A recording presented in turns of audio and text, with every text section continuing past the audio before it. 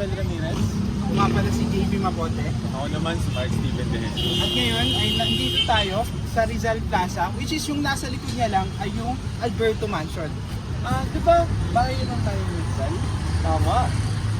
Ngayon punta na tayo sa mansion.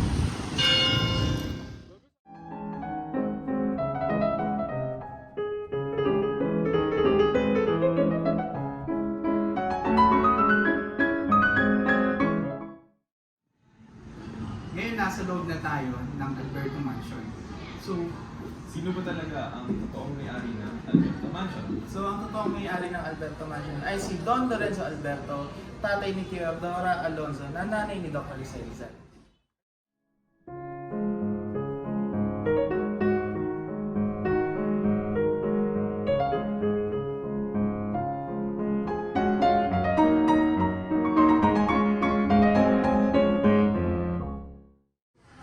Grabe no, pag-preserve nila yung lugar kahit matagal na. sa pagkakaalam ko, hindi ito talaga yung parang original na kung paano yung dati. Actually, sabi nga nila, like, 10% na lang dito yung original, tapos 90% is parang i-replicate na lang. Tingin nyo, okay lang ba yung gano'n? Para sa akin, oo, kasi ito naman yung original location na tinayuan. O saka yung purpose naman nila is parang ma-preserve yung memories and histories. Sa kung tutusin, ito naman yung mga bagay. No? Sa totoo lang parang, alam mo parang wala nagbago. Oo, Parang malinis lang talaga ako para sa dati. saka parang ni-replicate lang naman. Like, kahit di siya original, like, feel mo na parang luma talaga siya.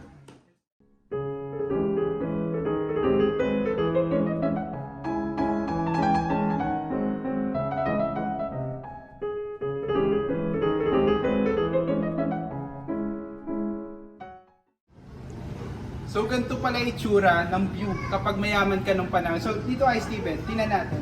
Wow. So, dito makikita natin, like, pag unang ano talaga nung nanay ni Rizal is, ganito agad yung makikita nila. Well, except sa mga kotse and stuff. Tapos ngayon, makikita natin yung Rizal Plaza. Tapos yun, Ocampo pati Pasiano House ba yun? Ayun o, yung banda doon. Tapos banda dito hata natin makikita yung iba pa. Which is, well, ikot muna tayo. Kung makikita nyo, ang sentrong pangkultura ng Binyan, kasi itong nasa harap natin, ay ang sentrong pangsining. Sa tabi naman nun at sa likod nun ay yung buong palengke ng Binyan. So, hello po. Ano pong name mo? My name is Lisa. Ikaw po. Harriet Camper. JV po. So, may dalang question lang ako sa inyo about Rizal. So, the first question is, dapat bang pag-aralan sa school ang buhay ni Rizal? At bakit? So, ikaw muna.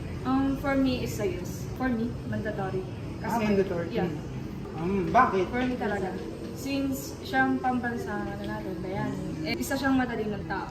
And ako kasi may inspire ako sa kanya, lalo na dun sa kung gano'n na lang siya magpahalaga sa edukasyon. Ikaw naman po. Ang dami namin naalaman about patriotism, nationalism, whatsoever, and kung gano'n niya pinahalagahan yung mission niya throughout his life. Tapos, I think that nag-form siya ng ideal sa amin kung ano ang Filipino tribe and true culture and yung nature natin as a Filipino. So, pangalawang question ko naman is, anong tulong, since I think nag-aaral kayo ngayon ng Rizal, Yeah, may subject yes po po. kayo. So, ang question ko is, anong tulong ng kaalaman tungkol kay Rizal sa buhay mo ngayon? Ikaw muna. Ako, na-inspire ako lalo na doon sa kwento niya sa Dapitan. Talaga. Yung... Kasi diba na-exile siya, na doon siya doon siya itinapon talaga sa isla na yun. Grabe pa rin yung mga pinagdaanan niya in which nagawa niya pa rin maging matibay.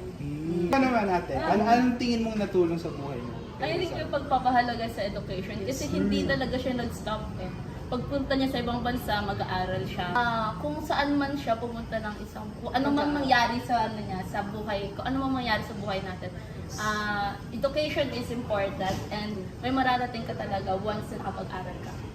Maraming salamat po sa inyong magagandang... Okay, so after po namin mag-vlog dun sa bahay ng nanay ni Rizal sa Binyan, we are now ready to answer the guide questions. So for the number 1 question, What did you feel and what are your insights after touring the Rizal-related venue?